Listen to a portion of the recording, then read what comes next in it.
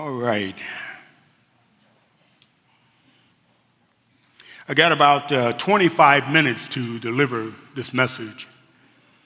There's a lot of information. As I think about this, it's really close to home for me.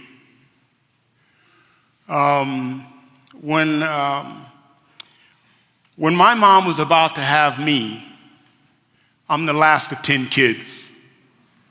And mom had had several miscarriages. She was in her 40s. And when she got pregnant with me, the doctors had advised her to abort the pregnancy. And she and my dad decided not to do that. And the doctors said, with all of the bad pregnancies you've had and miscarriages, and we just think that right now you're having a tough time taking care of 9 kids, and if this one is born, it's going to be sickly. So why take the chance?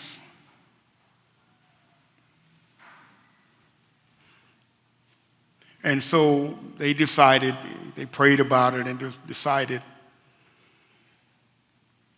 we're going to have our baby.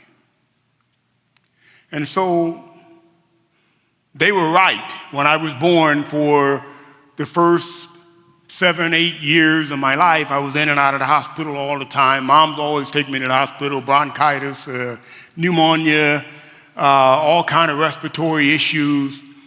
And then I began to grow out of it.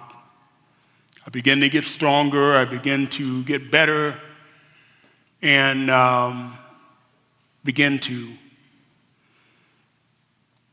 really walk and play with the other kids, and started working with my dad in the construction business. As I think back to that time, I think about my sisters. As I looked at these young women walk across the stage, and I just remember, when you grow up in a tough environment, when you're growing up and mom and dad are fighting back and forth, if there's a dad, sister and brother fighting, and there's always a scramble to get what's left. And then finally, at some point in time, I remember my sisters arguing with my mom, yes, I'm leaving. I'm going to do my own thing. I'm going to live my own life. I can come home when I want to. I can do what I want to. It's time for me to get out on my own. Yes, he loves me. I know he loves me. And they all came back.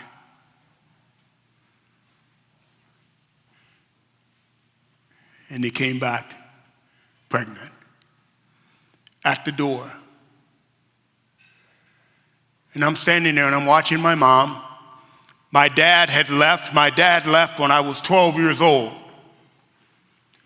I remember standing out on the porch as my dad called my mom outside. And I'm out there and I'm watching them and I'm listening to the conversation. And my dad just says, you know what? This is too hard. This is really difficult, and I'm tired of fighting. I'm tired of all of the back and forth, and I'm out. I'm done. Dad walks off. Mom's standing there. She's crying, wondering how we're going to make it. It was tough when my dad was there.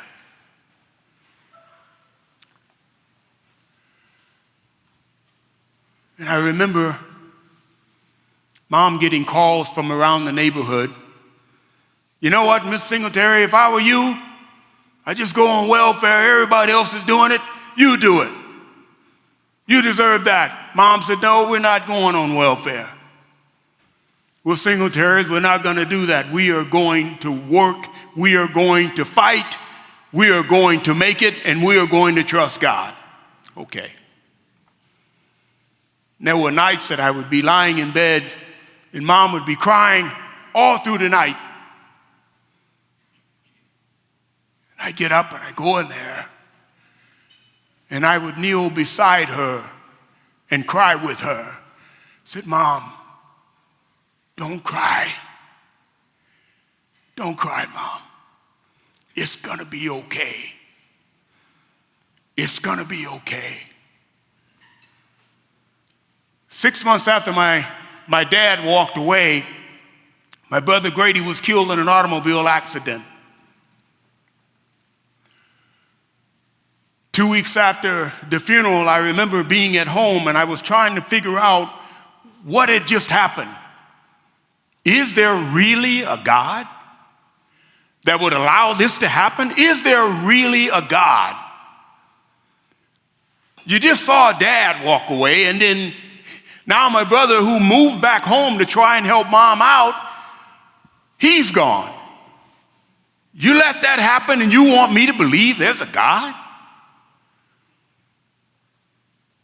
And I made a decision. I made a conscious decision in that kitchen that day. I said, you know what I'm going to do in my life? I am going to stay right in the middle. I'm going to be mediocre. I'm not going to fight, and I'm not going to go too high. I'm not going to be too low. I'm going to be right in the middle. Because you know what? When you're in the middle, people like you. When you're in the middle, you're not a threat. When you're in the middle, you're not a load either. They like you. They introduce you to their best friend. Hey, this is my friend Joe. This is my friend Sally. This is my friend John.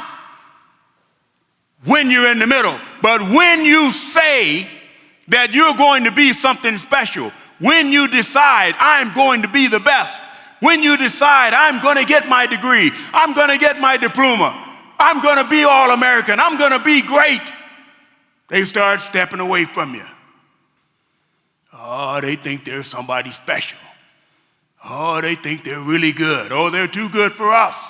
That's kind of the way life is. I wish it was different, but it's just the way it is.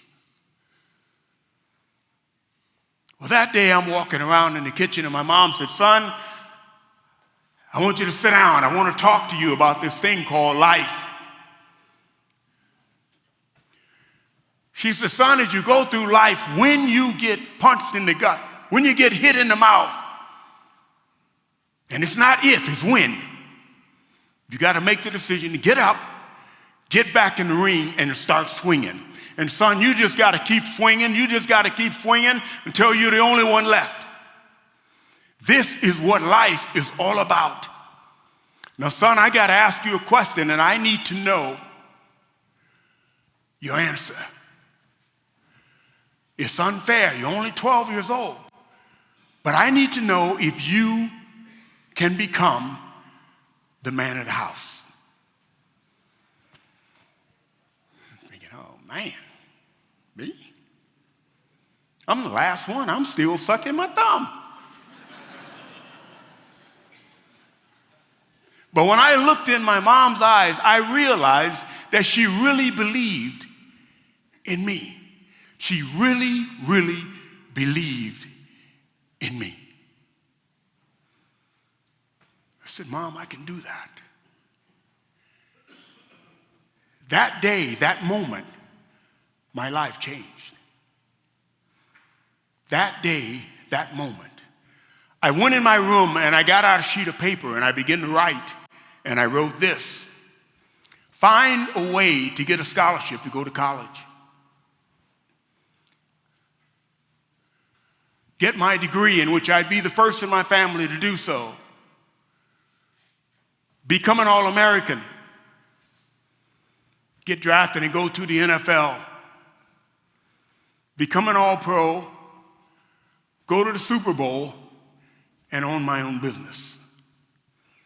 At 12 years old, I put that on the wall and I looked at it every night and every morning. And there were days that I came in and ripped it off the wall and threw it in the trash. This is crazy. It's too hard. By the way, when I wrote that out, I wasn't even playing football yet. I had to beg my mom to let me play. We were Pentecostal. I'm the smallest of all my brothers. and sisters. That's not a joke. I'm one of the least talented out of all of them. But there I was. And I wrote that. And the very next day after I wrote it on the wall, I knew that I had to do something when I went to school. When I went to school, there were 4 guys that I was hanging around with. And those 4 guys, they protected me. I thought if I hung out with those guys, I was pretty cool. I was safe. But I also knew they weren't the right guys to be with. I got those 4 guys together for lunch the very next day, and I said, hey, you know what? Guys, I can't hang out with you anymore. I'm going in a different direction. I'm going out for the football team. Mom finally said, son, football is the dumbest game I've ever seen, but if you want to play it, you can only play it if you promise me you won't get hurt. That was the deal. I went out for the football team, and I started working on it, and it's really the story that I just said. Playing middle linebacker, that was it. When I discovered that I was going to be a middle linebacker, I started studying about it. I started reading about it. I started learning about Buckus and Niski, and I was looking at tape and looking at film and looking at. I love the position. When I think back at that time, I just think about the decision that my mom and dad had to abort me or not. They had the courage to believe God and not believe the circumstances. To me, this book that some of you will be getting tonight, it's the first thing in it. Having the courage to write it out. Some of you are sitting in this audience and there is something that you want to do, but you won't do it because you don't have the courage yet. There are things that this world needs. There are things that America needs. There are things that the community needs, and it's in you. But you say, no, not me, somebody else.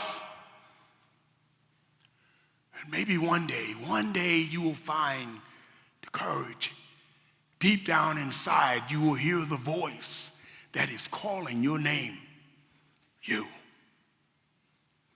I'm calling you. I'm calling you.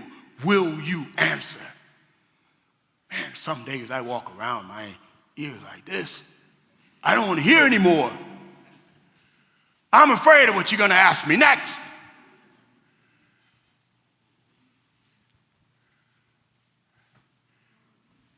Do you have the courage to write it out, what God is impressing upon your heart?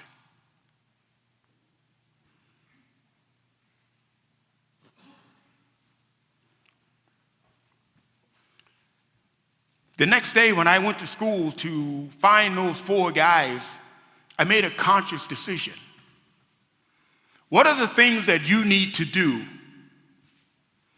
What are the decisions that you need to make that you haven't made, but you know you must make in order to get where you need to go, in order to get where God is trying to take you, in order to get where you know you need to be?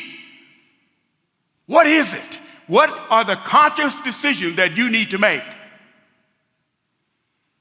Because most of us, I'm just saying most of us, we talk ourselves out of it, or we are in a group that will talk us out of it, or we're listening to somebody who has no idea what God has put in our hearts, what he's put in your heart, and we're listening to them. I don't think that's a good idea. I don't think you should do that. Well, he didn't put it in you.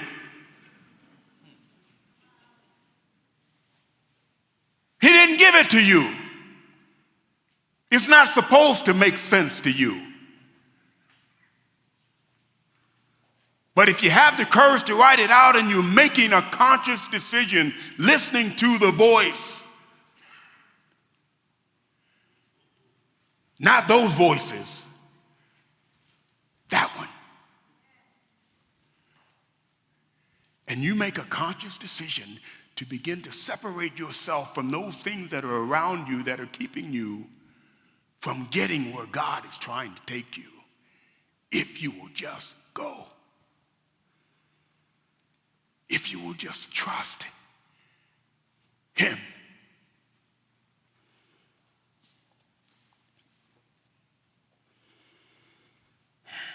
Consistency. Consistency is all about the habits.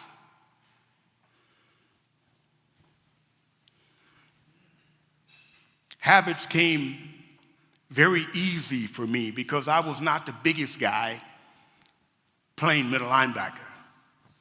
They were always trying to get me to play something else.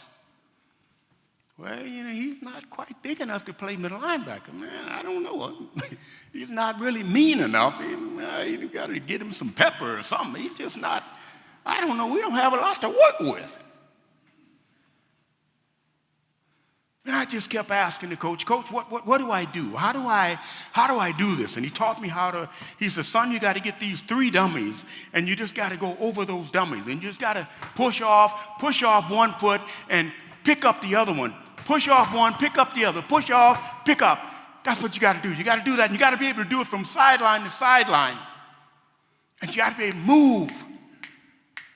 And then the worst thing you can do is take a false step. Don't take false steps. Middle linebackers take false steps, they have bad knees. When that ball is snapped, you pop, pop, pop. Don't pick up.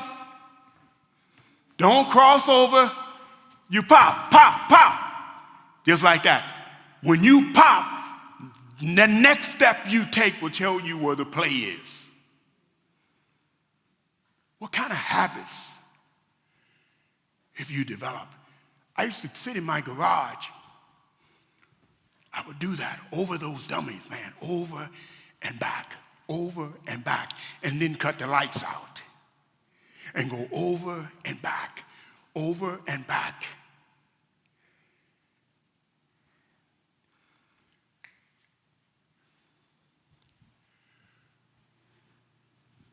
I wonder if I could get the word of God in me like that.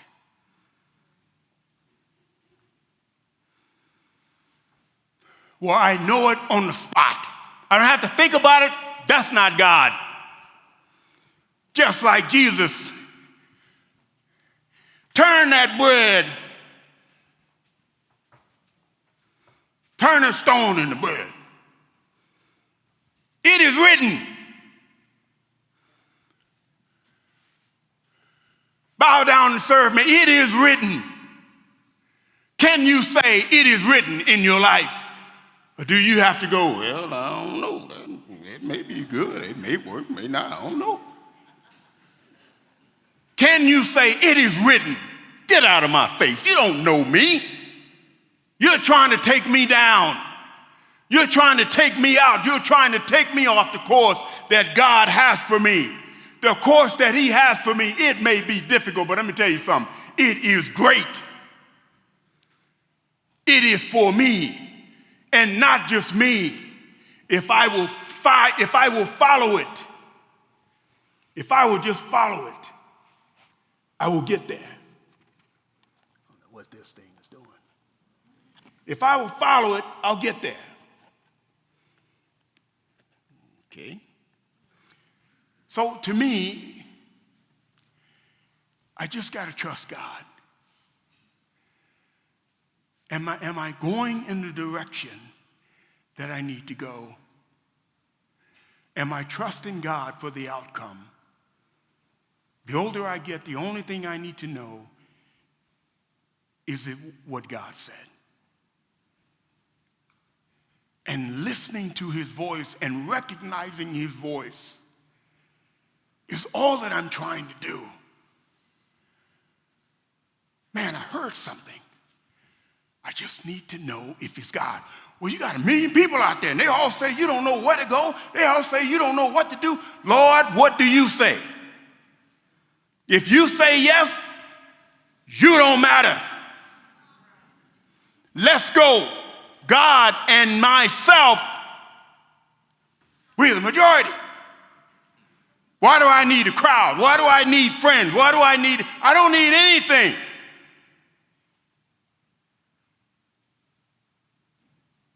I just need agreement. What is God saying to you? Are you getting to a consistent place where you recognize his voice? The consistency of his voice.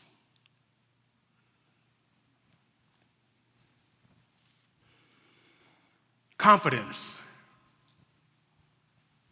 If you have the courage, you're making conscious decisions, you're consistent, you're going to do okay. You're going to get where you're going. Now, the next thing is confidence. What kind of confidence is it? Is it pride? Or is it humility? That's where a lot of us really, really miss the boat. We really get good at what we're doing, man. We know it. We can do it with our eyes closed. Man, we got it. Okay, Lord, see you later. We got it. Thank you. And we hit the wall. Why? Because of pride. I know what I'm doing. I got it.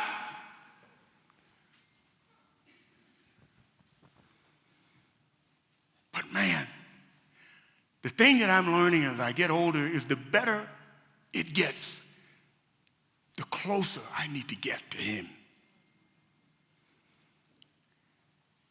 Lord, I need you. I'm hearing that I'm really good at this. I'm hearing that nothing can go wrong. I'm hearing that when you showed up, it all got good. Lord, I'm starting to feel the glory here. No, I need you, Lord. I'm confident in you. I'm confident in you, not me. I know too many great men, great women fell flat on their faces because they got too confident in themselves and they forgot it was God.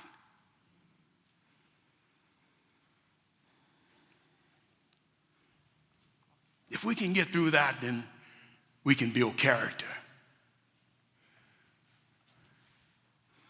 Character is that thing that when we get really good and everything is going well and man, it just doesn't look like it can get any better.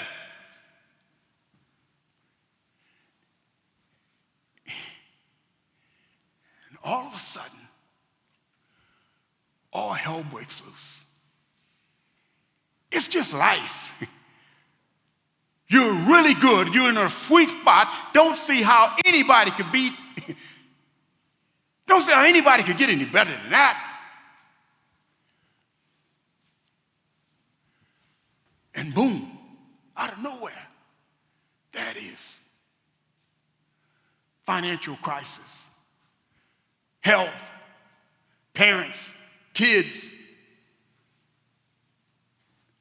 You don't have enough hands. That's when you need the character to weather the storm. That's when you need the character to know, God, you got this. I'm not worried. I'm not scared. You got this. You have taken care of me before.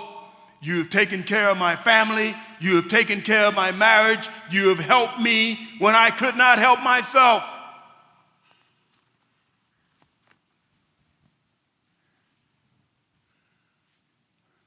Excuse the expression, but I got to tell you this story. There was a coach who told me when I first started coaching, he's a very prominent coach. You know him if I call his name. He sat me down one day and he said, son, this was the last time I ever saw him. He passed away shortly after. He said, Mike, when you start coaching, he said, I want you to remember this. He said, I wish that I didn't need the fans cheering me on. I wish I didn't need the money. I wish I didn't need the job to be secure in who I was. But he said, I did, and it ruined me. It ruined my health. It ruined my marriage. And he said, whatever you do, Mike, don't ever, ever become a whore to this game. Always stand for what you know is right. From here. Not here, here. And then here. My soul, my spirit.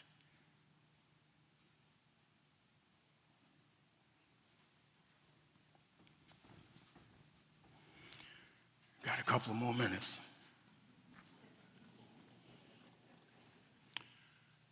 The last 2 points I'm going to make,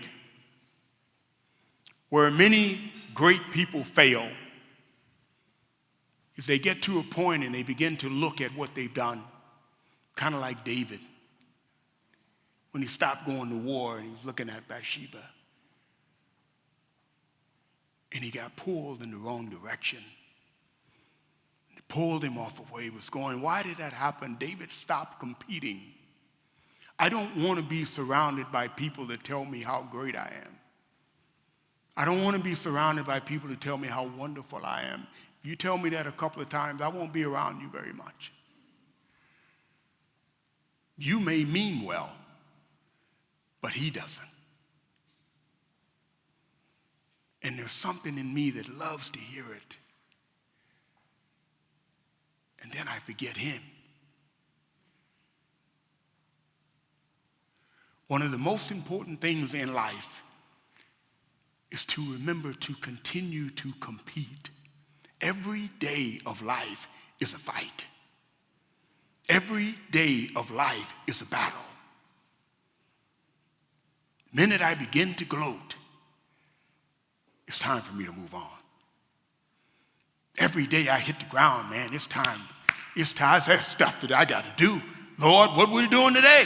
What's happening today? Where am I going today? What am I going to change today? What am I going to make better today? What assignment do you have me on today that nobody else wants to do? I'll do it. Call my name. I got you. We must continue to compete. If you are gloating along and you're just comfortable and you're happy and it's all great, let me tell you something. Watch out. Watch out. That's not where you want to be. It's not where you want to be. You want to be somewhere where you're being used, somewhere where you're making a difference, somewhere where you're making it better. And in our country today, we need a lot. We need a lot of people to stand. But you know what? To be honest, we just need you. We just need you. Last thing is the commitment, being committed. And about being committed, I'll say this.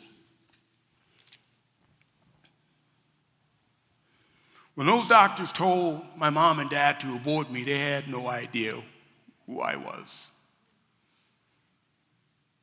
They didn't know I could make a difference. But my mom and dad made a choice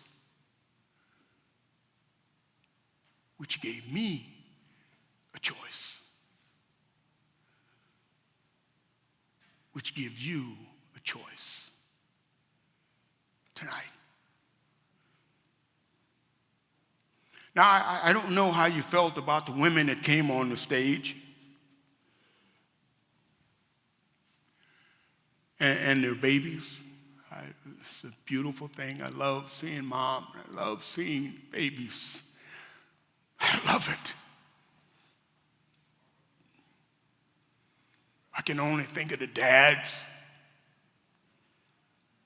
scared, afraid.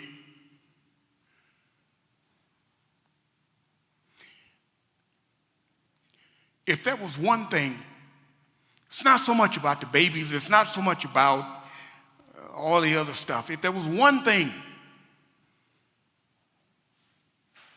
that I wish all of these women and all of us had a chance to do, had a chance to see. If we at some point in time could begin to look at the trauma in our lives, the stress, the fears, the places that we don't want to go, things that happened to us long ago that we don't even want to deal with, we don't even want to talk about. Nobody even knows about them.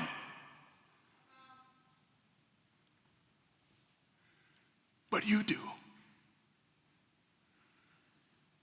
Maybe it's time. Maybe it's time to do a recall and deal with those things that are keeping you from going where God has a place for you to go.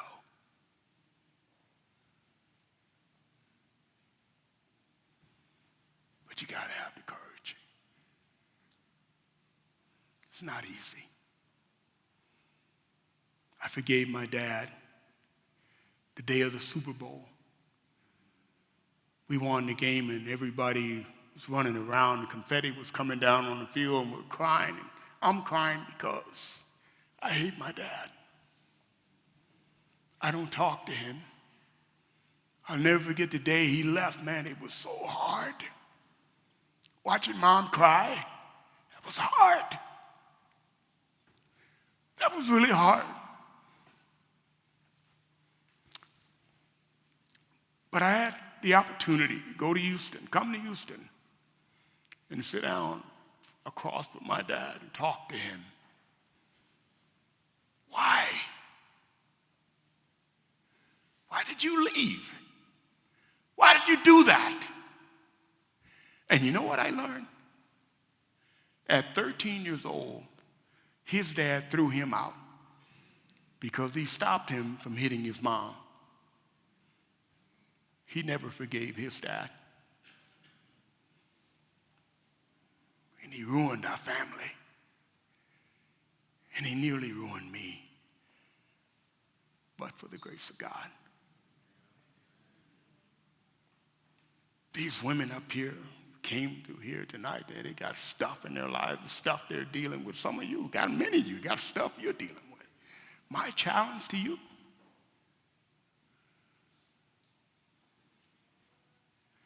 sit down somewhere. Say, Lord, whatever is keeping me from being all that you have called me to be, call it forth. Let me deal with it so I can get on with life and be great. Thank you, and God bless you.